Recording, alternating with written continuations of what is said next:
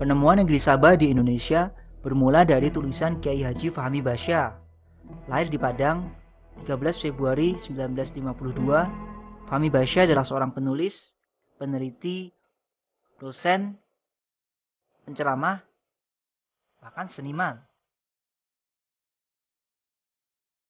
Ketertarikannya pada matematika dan Al-Quran melahirkan buku Matematika Islam 1 yang pernah dinobatkan Diknas sebagai buku terbaik dan dibagikan ke 6.000 sekolah di Indonesia.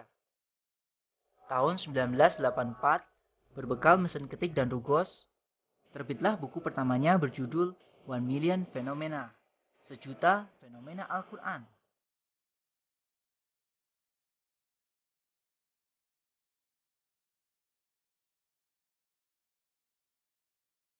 Hingga kini, buku itu terus disempurnakan dan telah mencapai cetakan ketiga. Kiai Haji Fahmi Basya melakukan penelitian matematika di Al-Quran sejak tahun 79. Data matematika di Al-Quran dan Sunnah Nabi dibuat model matematikanya. Fahmi Basya menemukan model piramida 286 dari Al-Quran.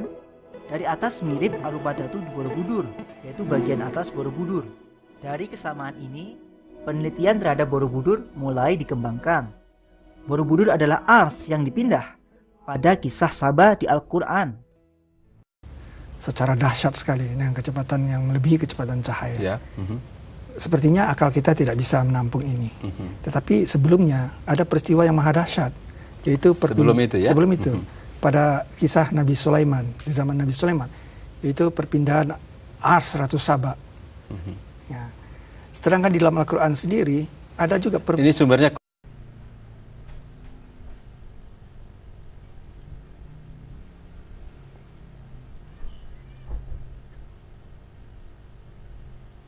di dalam Al-Quran dikatakan Allah yang menciptakan 7 langit dan sebagian dari bumi seperti mereka.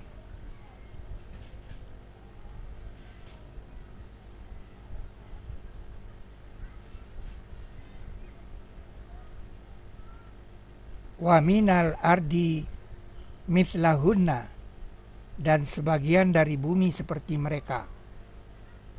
Jadi hanya sebagian dari bumi saja yang seperti mereka.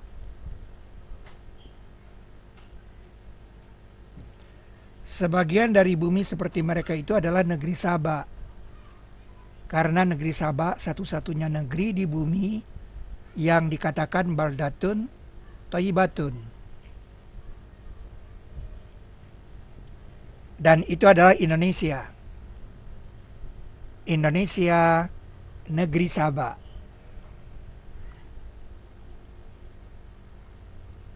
Baldatun thayyibatun wa rabbun ghafur. Negeri baik dan Rabb pengampun.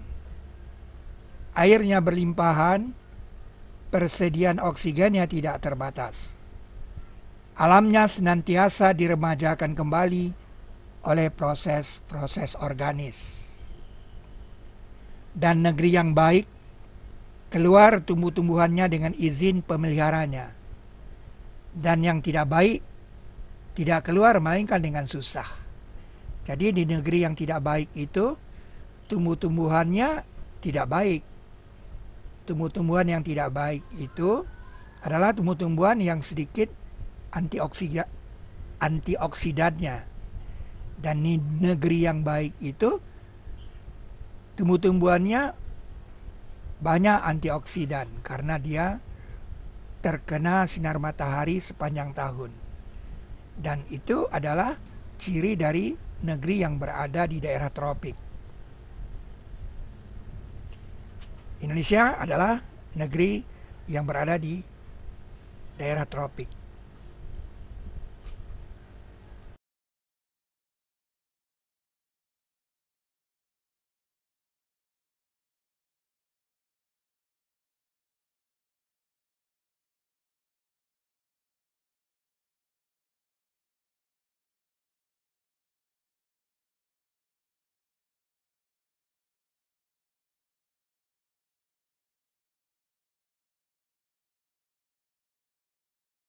Sab'a samawatin wa minal ardi mithlahunna.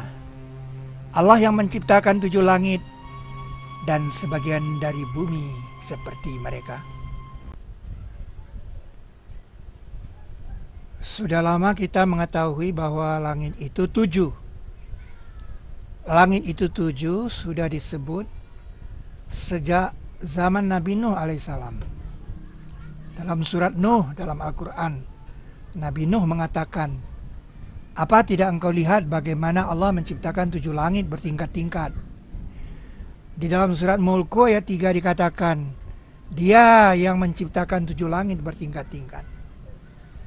Sebenarnya langit 7 itu adalah sebuah pelajaran matematika yang mengatakan kepada kita ada lingkaran yang jari-jarinya 7.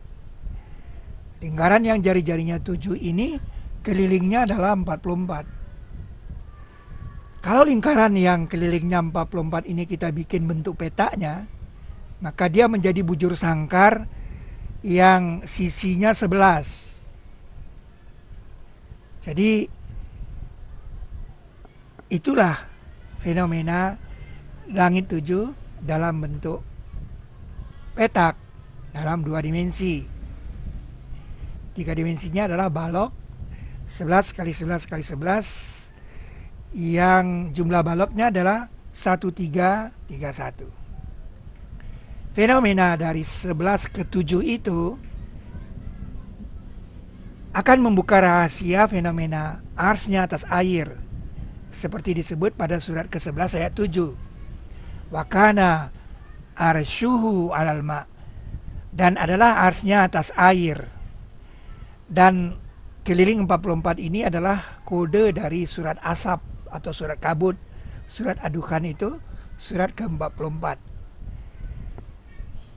Di dalam Al-Quran surat ke-21 ayat 30 dikatakan, "Apa tidak orang kafir melihat bahwa langit dan bumi itu dulunya satu kesatuan yang padu, kemudian kami pisahkan antara keduanya."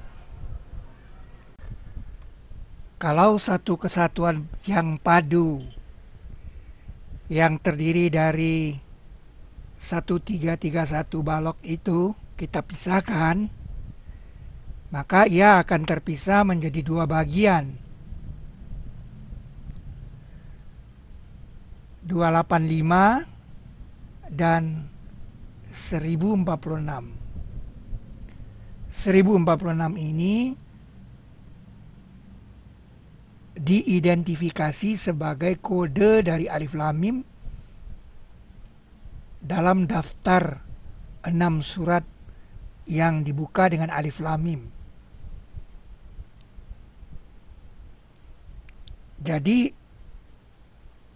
1046 ini adalah himpunan Alif Lam Mim.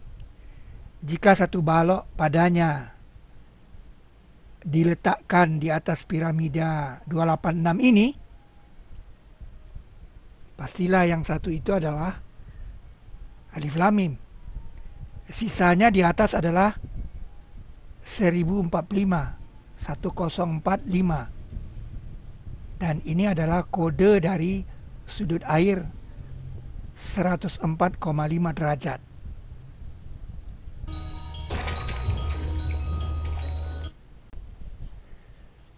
Itu sebab lanjutan dari ayat itu mengatakan, "Dan dari air kami jadikan tiap sesuatu yang hidup."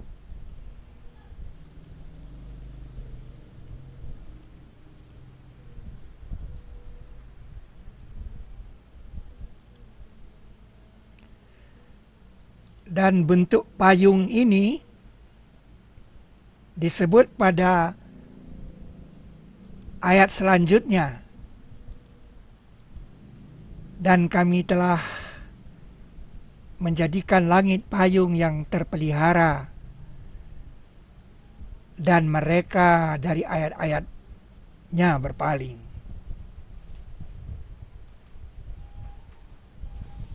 Itulah balok alam semesta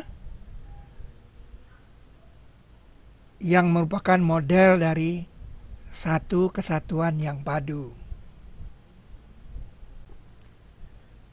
Di tengah-tengah balok alam semesta itu ada satu balok yang disebut Suduril Alamin. Di dalam Al-Quran surat 29 ayat 10 dikatakan, bukankah Allah lebih mengetahui karakter apa-apa yang ada dalam Suduril Alamin?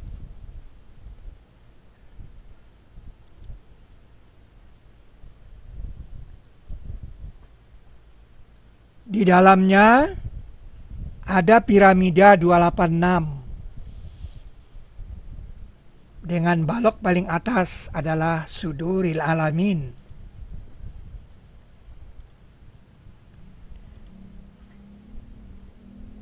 Piramida 286 ini dibangun oleh balok-balok yang jumlahnya 286.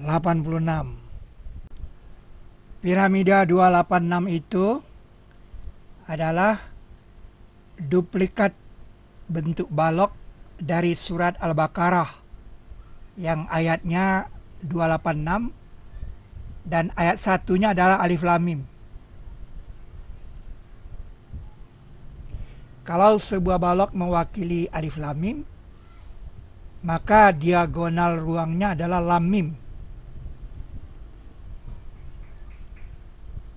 Ini adalah kemajuan setapak dalam memahami Alif Lam Mim. Alif Lam Mim diwakilkan kepada sebuah balok. Kita sebut balok Alif Lam Mim.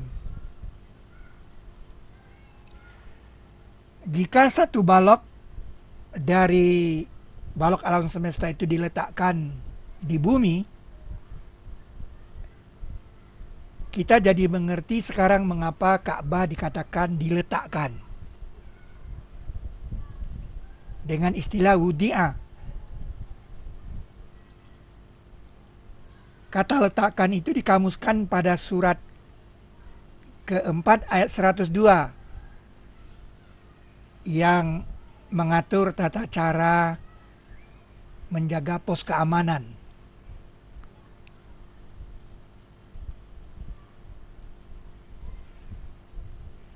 Jika balok 11 kali 11 kali 11 kurang 1 itu terbuat dari batu dan kita memahatnya untuk menjadi piramida 286, kita dapat melakukannya.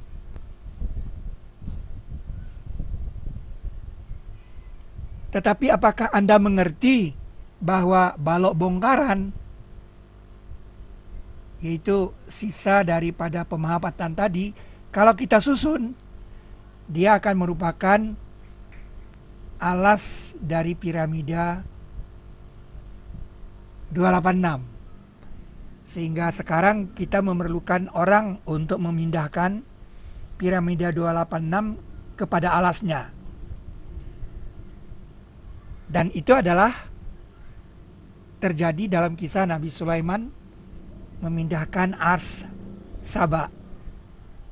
Maka terjadilah piramida 19 yang alasnya terdiri dari 19 kali 19 balok. Ayat Al-Quran ini mengatakan, siapakah pemelihara langit yang 7 dan pemelihara Ars yang azim?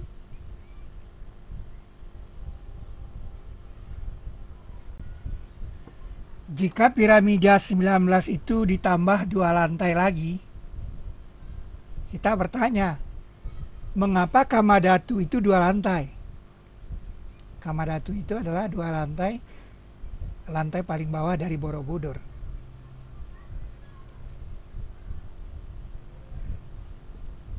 Maka terjadilah piramida 23, karena alasnya terdiri dari 23 kali 23 balok. 23 kali 23 kali 12 ini adalah balok Al-Quran. Kita tahu Al-Quran itu ayatnya 6348 adalah 23 kali 23 kali 12. Ini yang kita sebut balok Al-Quran. Dan semuanya bilangannya adalah 230 bersama 112 ini. Dan itu bilangan yang habis dibagi 7. tambah 112 ini juga habis dibagi 7.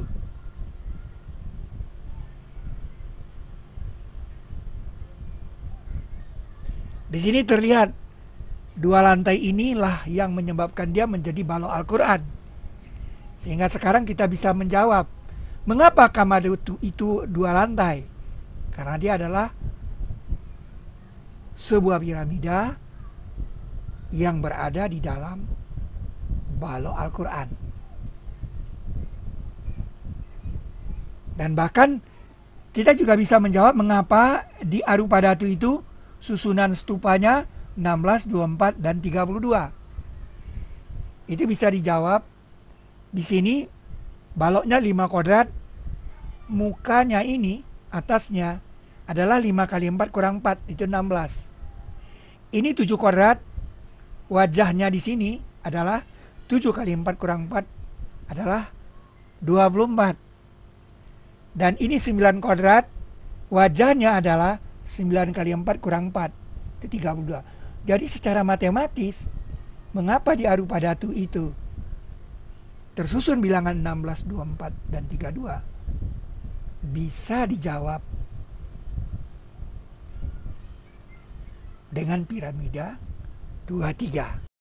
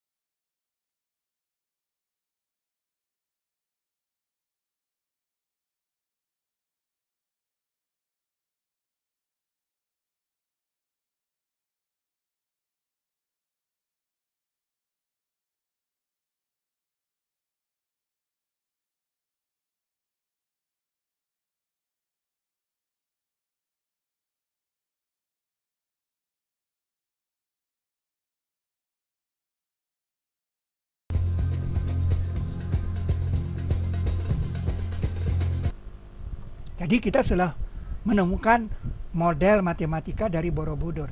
Itulah Borobudur versi Al-Quran. Pertanyaan ketiga yang perlu dijawab pada Arupadatu adalah mengapa ada stupa yang terbuka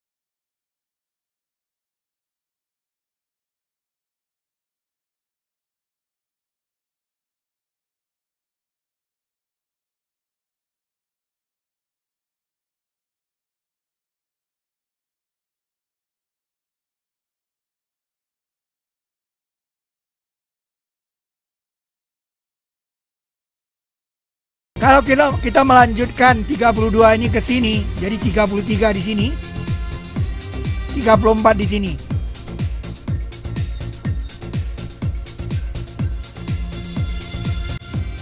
Ternyata 45 di sini, 8 di sini, 17 di sini. Ini adalah sebuah kalender, 8, 45, 17. Kalau kita berhitung 1 di sini, 2 di sini.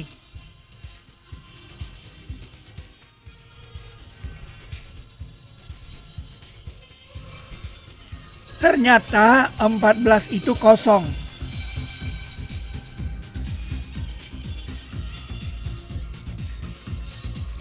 Kalau ini adalah surat Saba, ternyata surat Saba itu setelah 19 dia berganti judul. Kalau ini surat Al-Insan, ternyata surat Al-Insan ayat 19 itu mengatakan di ayat 19-nya tentang wildan, anak muda. Dan surat Al-Insan itu ayatnya 31. Kalau kita melanjutkannya dengan surat Tur di sini, 2 di sini.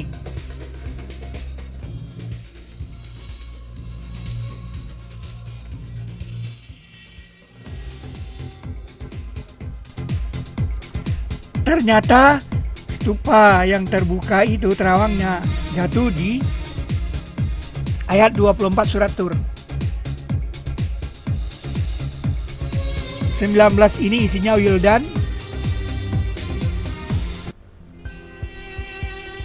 Surat Al-Insan ayat 19 artinya anak muda. Dan patungnya memang anak muda. Dan 14 ini surat Saba ayat 14 mengatakan Nabi Sulaiman runtuh. Nabi Sulaiman runtuh sehingga stupa ini kosong. Jadi Nabi Sulaiman di sini duduk karena tongkatnya pendek. Dia duduk dan tongkatnya dibakar rayap dan dia runtuh.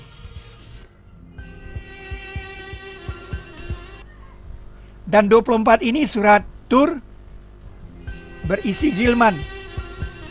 24 seorang pelayan juga di sorga, tetapi dia dibikin agak tua supaya kita bisa membedakan wildan yang lebih muda. Jadi ini anak muda, ini agak tua.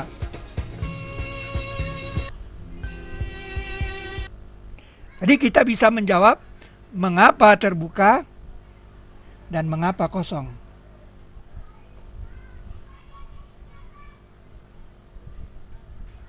Itulah piramida 23, tingginya 12,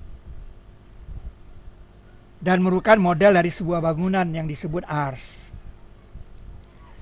Dalam Al-Quran, surat ke-23 ayat 86 dikatakan, siapakah pemelihara langit yang 7 dan pemelihara ars yang azim.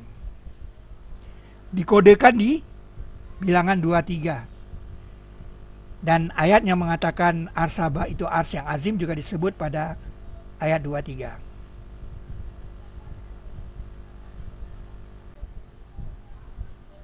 Jika kita turun ke Ka'bah,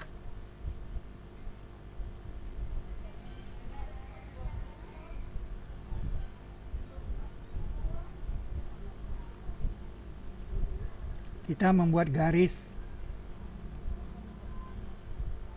dari Rukun Syami ke Hajar Aswad. Garis itu kita perpanjang, kita teruskan.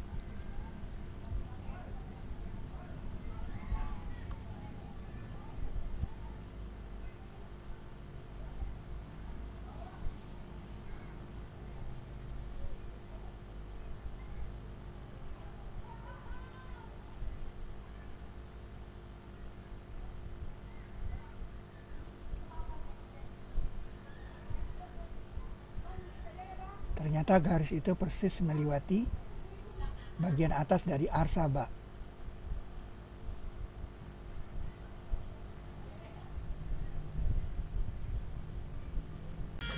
Bukti pertama, adanya bangunan yang dipindah dengan sangat cepat di Sabah. Meninggalkan bukti fisik seperti disebut dalam Al-Quran, seorang yang berilmu kitab mengatakan kepada Nabi Sulaiman, aku bisa datangkan dia kepadamu sebelum kembali kepadamu penglihatanmu.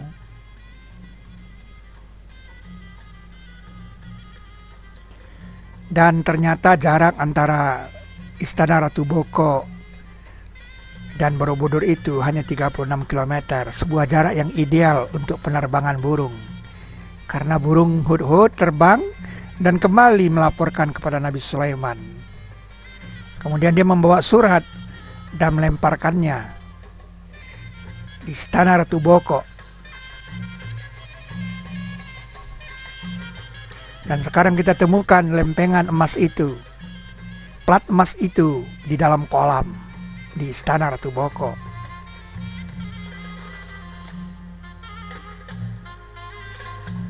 Kita masih bisa lihat tulisan Allah di lempengan ini.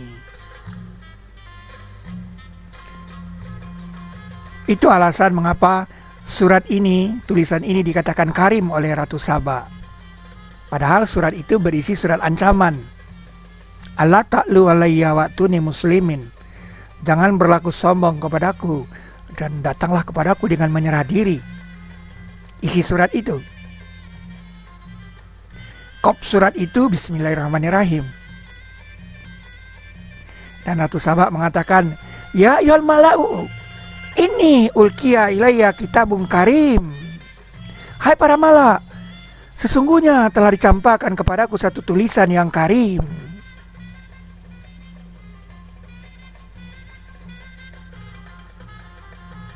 Itulah bukti pertama. Bukti kedua adalah ketika Arupadatu itu dipindah dari Istana Ratu Boko ke Borobudur, ternyata tersisa sebagian dari stupa ini. Jadi ada sebagian dari stupa ini yang tertinggal di Istana Ratu Boko. Ini menjadi bukti bahwa Arupadatu berasal dari sini. Stupa tertinggal di Istana Ratu Boko. Setajam ini, ya, ini kan tajam nih, ya kan? Nanti di Arupadatu Anda bisa lihat ini sudah meleleh. Inilah model dari bukti bahwa Arupadatu pernah dipindah dari sini. Dan kawasan ini semuanya kehilangan bangunan-bangunannya. Anda bisa lihat di sekitar ini kosong, ya, sekitar ini kosong. Ya. Itu bukti bahwa Arupadatu itu adalah arsnya Sabah yang pernah dipindah. Jarak ini, tempat ini ke Arupadatu, Borobudur itu 36 km. Bukti 3 adalah Asfadu, the Solomon Wall, yang kita temukan di dasar laut. Panjangnya 112 km. 62 km sebelah utara Jayapura, Indonesia. Dia sejajar dengan Khatulistiwa. Anda bisa lihat data dari Google Earth, 62 km dari Jayapura, Indonesia. Panjangnya 112 km. Lebarnya 2,7 km. Tingginya 1,8 km.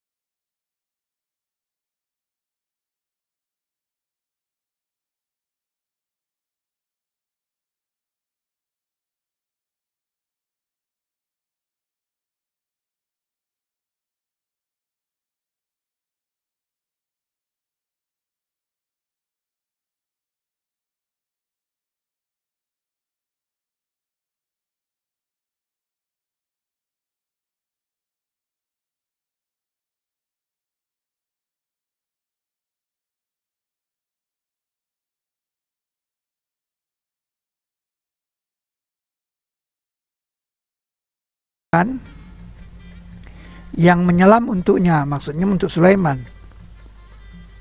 Dan mereka kerjakan amalan selain itu. Dan adalah kami kepada mereka menjaga. Jadi ketika mereka membangun itu dijaga. Pastilah bangunan yang sudah selesai itu juga dijaga. Itulah Asfadu, the Solomon Wall. Sebagian dari jin, orang yang bekerja di hadapannya dengan izin Rabb-nya.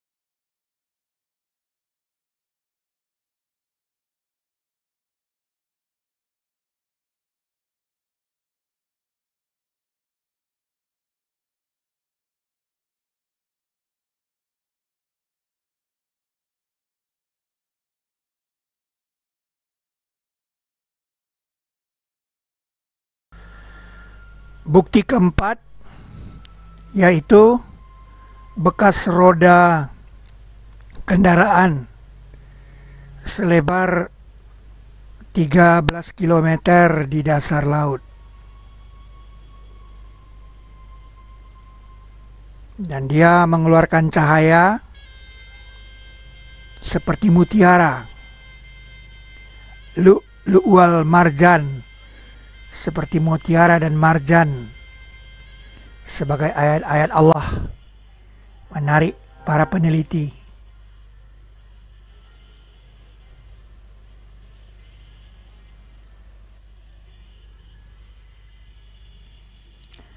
Dan dia berasal dari lantai keempat rupa datu. Di sana ada relief, ada gambar kendaraan.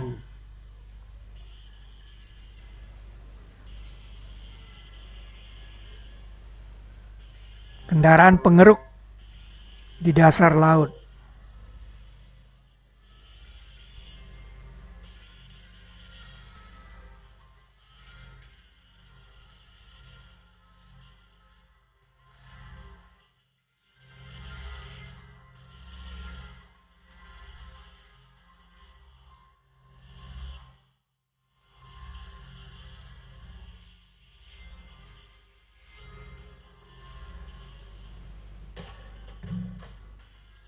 Kendaraan ini kita namakan Sabiqat.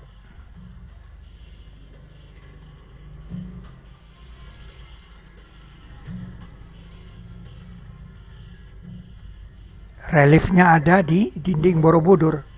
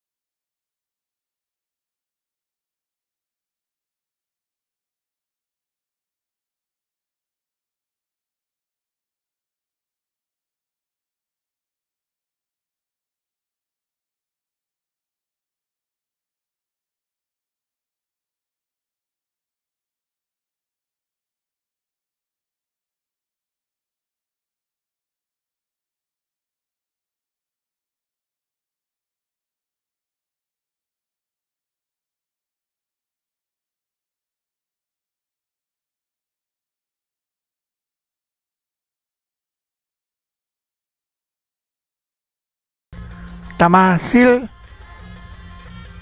dibuat dengan cara melunakkan batu sebagai karya jin.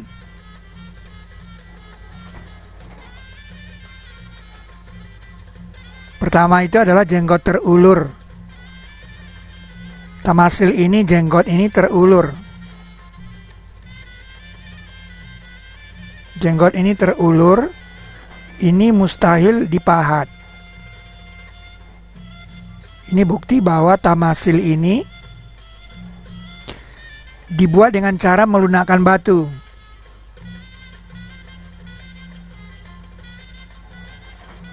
Tamasil jenggot terulur.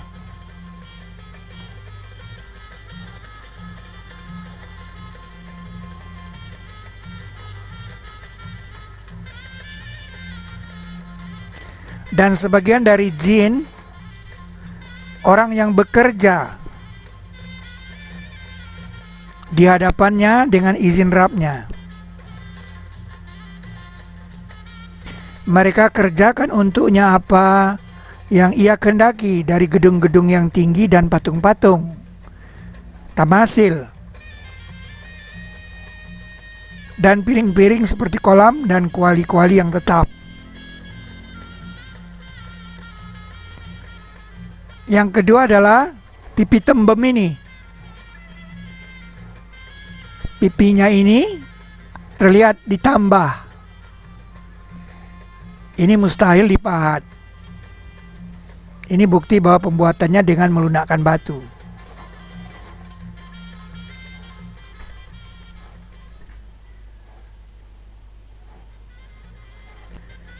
Kemudian berangkas, tempat menyimpan mutiara.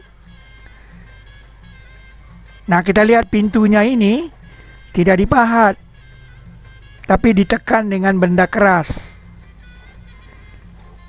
Sambungan batunya itu di sini, di garis kuning ini. Ini bukti bahwa tamasil ini tidak dibuat dengan cara dipahat. Dan yang menarik, dia mempunyai kunci yang canggih, yang dibuka dengan ibu jari. Mungkin passwordnya adalah Bismillahirrahmanirrahim.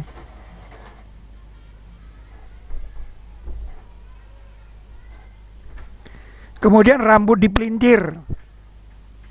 Anak kecil pun bisa tahu kalau rambut yang dipelintir ini tidak dipahat, tapi dibikin seperti mencetak kue semprot. Ya. Dipelintir seperti ini, seperti dicetak. Jadi ini mustahil dipahat, mustahil dibuat oleh manusia. Ini pastilah karya makhluk yang mampu melunakkan batu. Itu sebab jin dikatakan diciptakan dari api. Kita tidak bisa membohongi orang banyak dengan mengatakan ini dipahat. Apalagi di abad ke-8. Bukan lagi abad manusia memahat batu, tapi sudah abad keramik. Rambut dipelintir. Dan sebagian dari jin orang yang bekerja di hadapannya dengan izin Rabbnya. Mereka kerjakan untuknya apa yang ia kehendaki dari gedung-gedung yang tinggi dan patung-patung, dan piring-piring seperti kolam, dan kuali-kuali yang tetap. Begitu juga tamasil mayang terurai ini. Mustahil dipahat, tapi dia dengan cara melunakkan.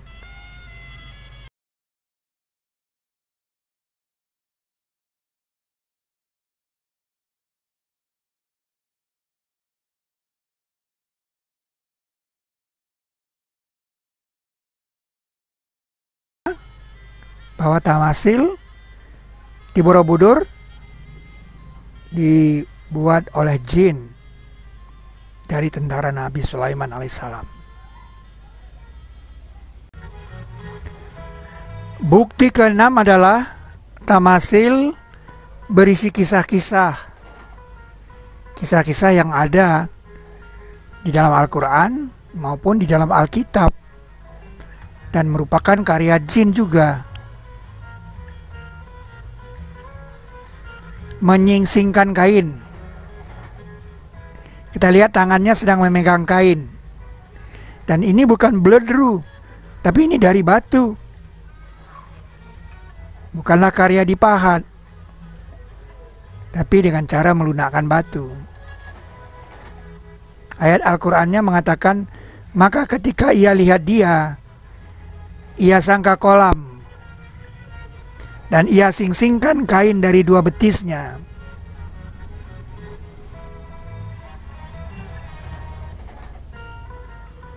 Kita melihat bagaimana dia memegang kain dan dia mengangkat kainnya. Mengapa? Karena dia melihat ada air. Nah, untuk berkomunikasi dengan kita bahwa ini air, digambar ikan di sini. Nah, seolah-olah air. Dan untuk mengatakan bahwa itu seolah-olah air, diberi bunga di sini. Dan bunganya ditarik ke atas sebagai informasi penciuman. Jadi sangkaan. Dia sangka air. Nah,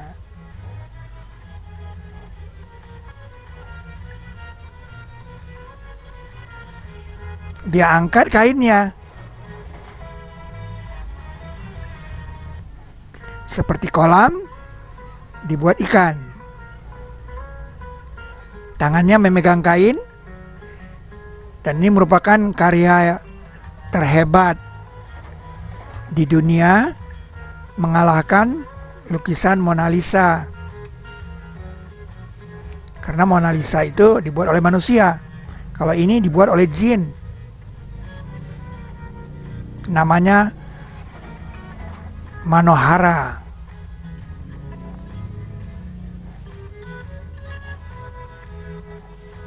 Maka ketika ia lihat dia, ia sangka kolam, dan ia singsingkan kain dari dua betisnya.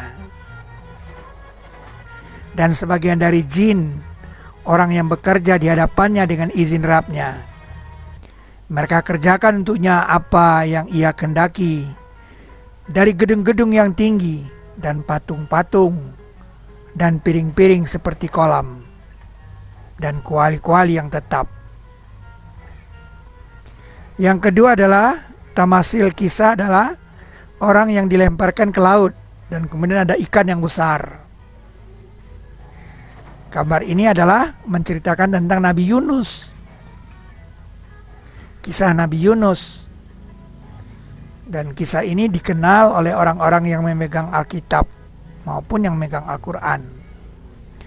Di dalam Al-Quran dikatakan, dan sungguh Yunus, sungguh dari orang yang diutus, ketika ia lari dari kapal yang penuh muatan, maka ia berundi, lalu adalah ia dari orang yang kalah. Lalu ditelan dia oleh ikan, sedang ia telah berbuat kesalahan. Kisah Yunus di dinding Borobudur. Pastilah ini dari kitab Zabur Nabi Daud yang digambarkan di sini oleh Nabi Sulaiman, dan dia memerintah jin untuk membuatnya. Kemudian ada lagi Zulkifli dan Ismail dan Idris dan Zulkifli. Setiap dari orang yang sabar. Kifl ini artinya adalah belenggu. Diekspresikan seperti ini, orang yang dibelenggu.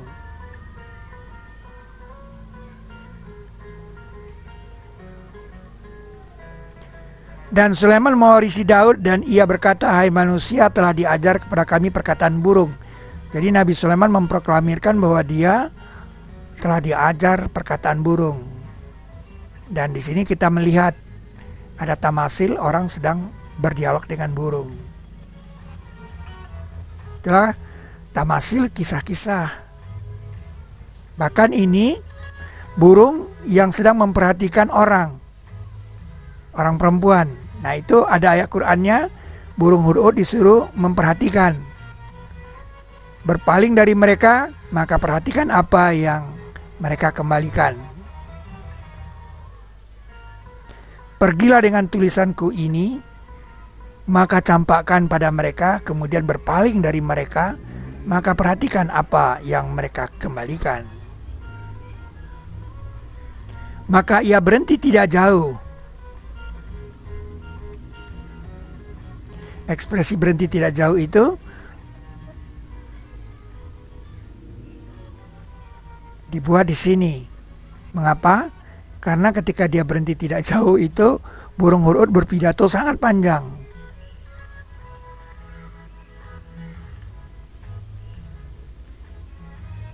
Famakasa ghaira ba'id. Maka ia berhenti tidak jauh. Fanzur maza yarji'un. Perhatikan apa yang mereka kembalikan. Ini bukti bahwa tamasil ini hanya Nabi Sulaiman yang tahu.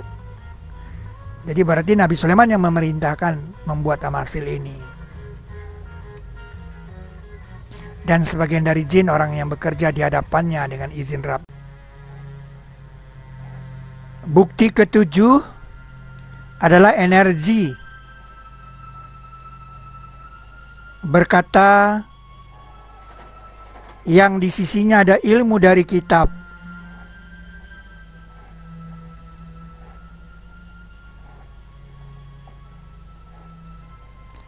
Aku bisa datangkan dia kepadamu sebelum kembali kepadamu penglihatanmu. Penglihatan terdekat itu 30 cm. Jadi sebelum cahaya berjalan 60 cm, bangunan itu sudah pindah 36 km.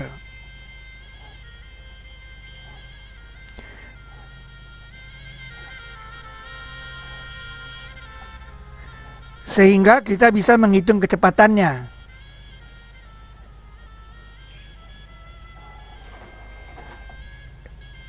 Kecepatannya 60.000 kali kecepatan cahaya.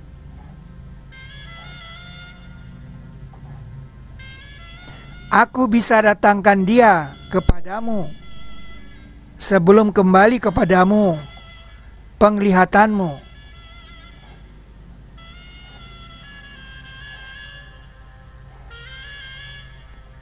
Kalau kita cari pakai E sama dengan MC kuadrat, berarti 60.000 C dikuadratkan. Dapatnya 3,6 miliar MC kuadrat. Artinya apa? Energinya 3,6 miliar kali bom atom seberat arupa datu. Padahal bom atom seberat 2 kilo saja sudah menghancurkan Hiroshima dan Nagasaki.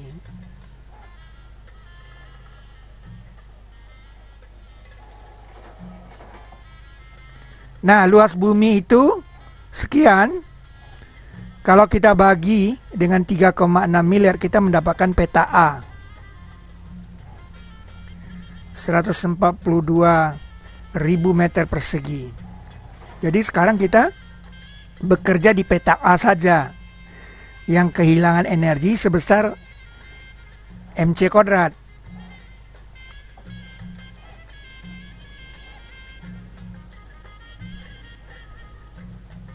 Dengan hitungan anak SMU kita dapatkan energinya adalah 648 kali 10 pangkat 19 Joule. Nah, kalau 1 kilogram air itu dari 30 derajat Celcius akan diubah menjadi minus juta derajat Celcius, itu dibutuhkan energi minus 4 kali 10 pangkat 6 Joule. Sehingga kita bisa mencari berapa tinggi es yang terjadi kalau temperatur bumi pada waktu itu adalah 30 derajat Celcius air. Kita mendapatkan tinggi es itu 11.400 km minus 1 juta derajat. Jadi seolah-olah pada waktu itu terjadi kulkas bumi. yang minus 1 juta derajat Celcius yang tingginya 11.400 km. Ini luar biasa. Itu dengan anggapan masanya Arupada itu cuma 72 ton.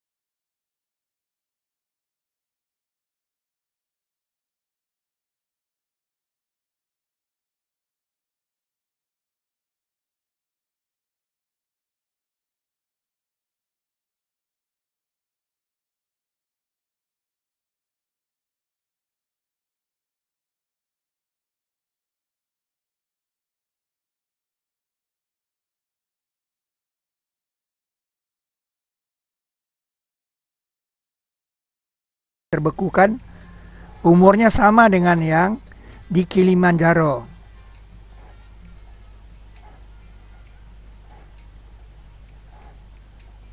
Itu di Alpen, Austria.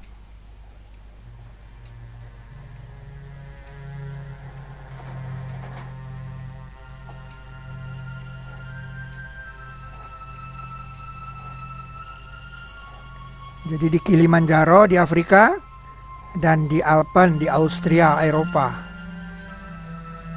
Dua-duanya terdinginkan secara mendadak. Kemudian kita ke Amerika Selatan, ke Peru. Di Kulkaya Ice Cap terbesar di dunia. Ice cap terbesar di daerah tropik di dunia.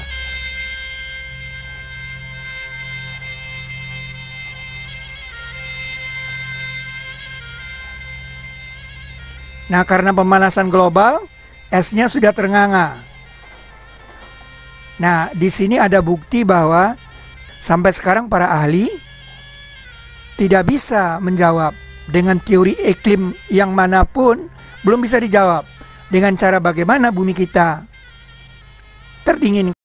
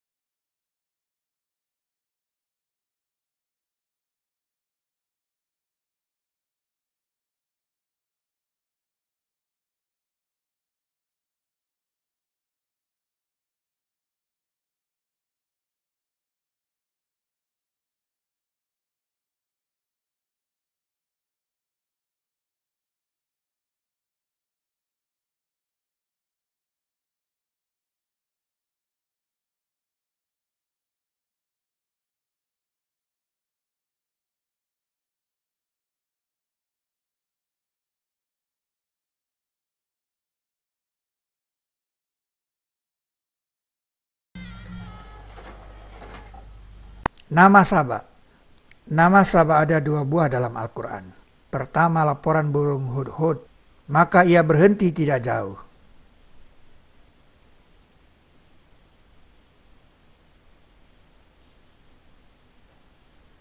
Ia berkata, aku meliput apa yang belum kamu liput dia. Dan aku datangkan kepadamu dari Saba kabar yang pasti. Burung sensitif dengan suara.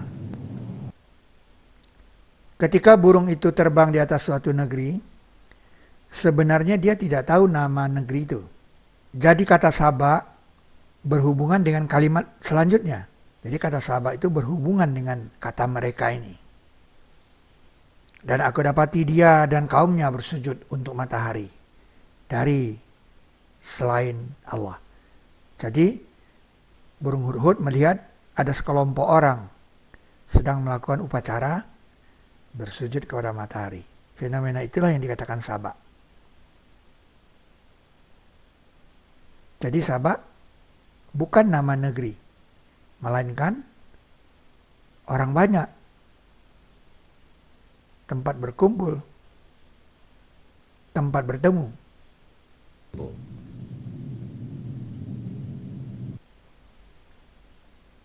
Dan tempat pertemuan itu telah kita temukan, yaitu di Istana Ratu Boko. Tempat ini menghadap ke matahari.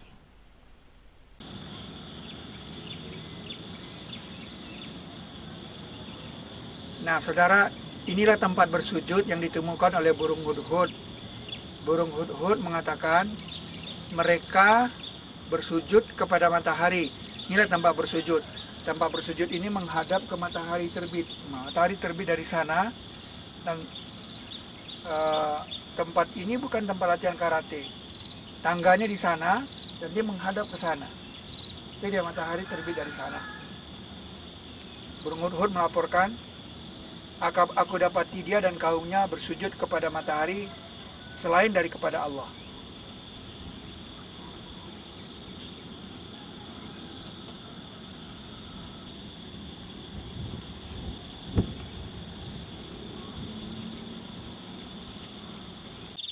Pusat penelitian gunung berapi di dunia itu di Pulau Jawa.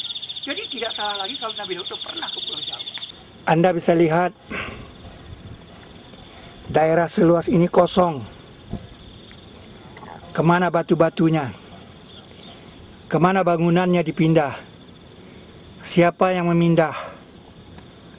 Dengan cara bagaimana bangunan di sini telah dipindahkan? Dicuri? Dibawa kemana? Areal seluas ini sudah kehilangan batu-batunya. Kemana dipindahkan?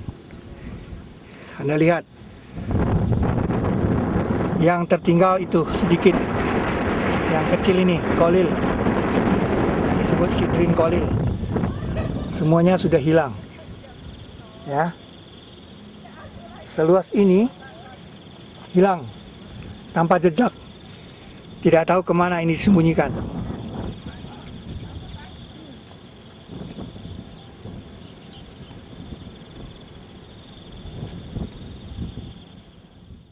Yang kedua adalah hutan Saba. Dan sungguh adalah untuk Saba pada tempat mereka ada ayat. 2 hutan sebelah kanan dan kiri.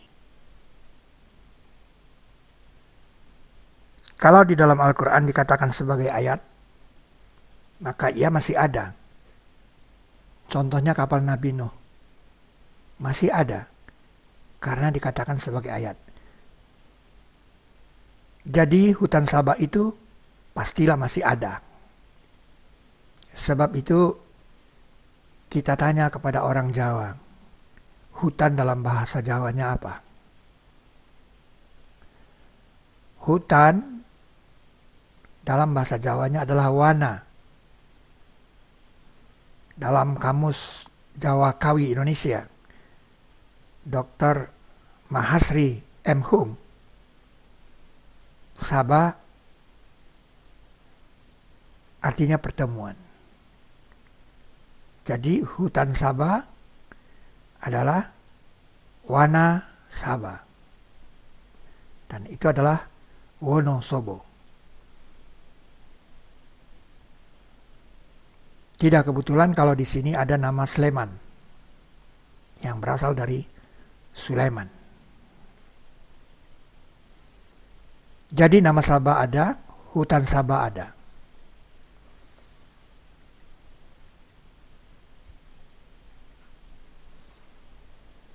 Mengapa ada? Karena ia dijadikan buah mulut. Maka kami menjadikan mereka buah mulut. Faja'alnahum ahaditha.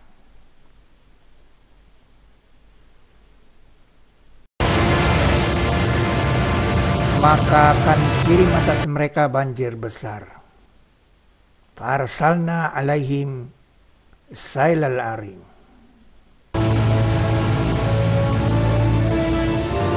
Bataskan padanya perjalanan. Aqaddarna fiha sair. Sehingga terbatas perjalanan darat mereka.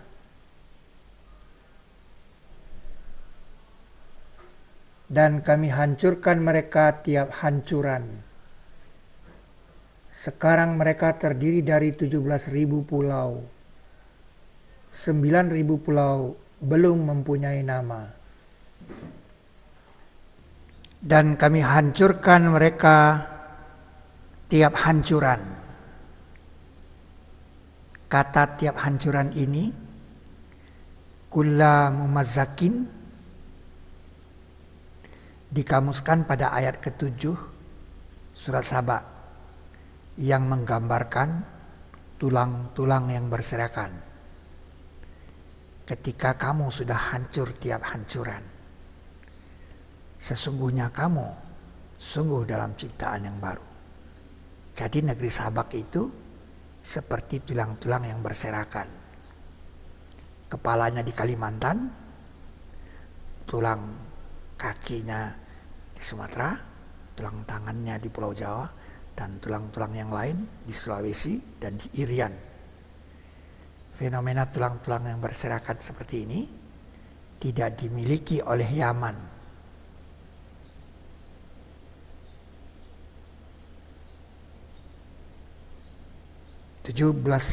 ribu pulau yang berserakan bagai tulang-tulang.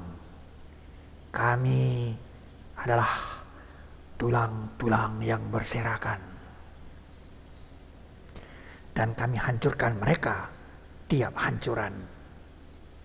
Ingatlah, Al-Quran itu bukti untuk tiap sesuatu. Tibyanan likulli syai'in. Dan penjelasan tiap sesuatu. Tafsila kulli syai'in. Maka kami kirim atas mereka banjir besar.